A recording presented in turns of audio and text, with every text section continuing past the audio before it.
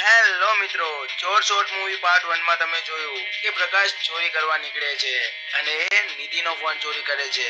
પછી એમાં ડોક્ટરનો ફોન આવે છે અને ડોક્ટરની વાત સાંભળીને પ્રકાશ ફોન દેવા પાછો જાય છે અને ત્યાં જઈને નિધિની પરિસ્થિતિ જોઈને પ્રકાશને એની મદદ કરવાનું મન થાય છે.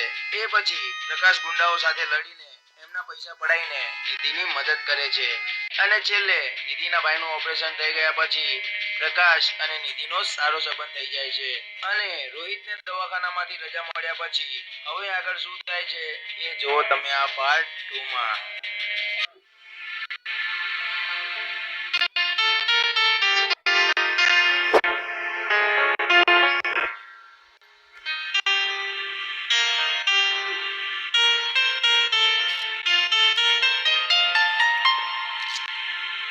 સાંભળો, તમે લોકો વાતો કરો, હું બાર અંબેમાના મંદિરે દર્શન કરતી આવું. હા, વાંધો નહીં, જાઓ તમે બિંદાસ. હું છું તમારા ભાઈ જોડે.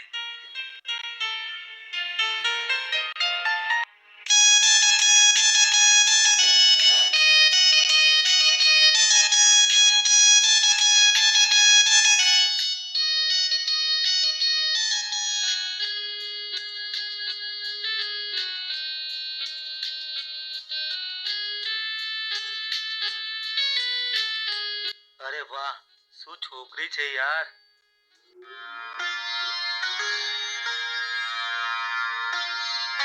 હે મારી માં, તમારો અને પ્રકાશનો ઉપકાર હું જીવનમાં ક્યારેય નહીં ભૂલું.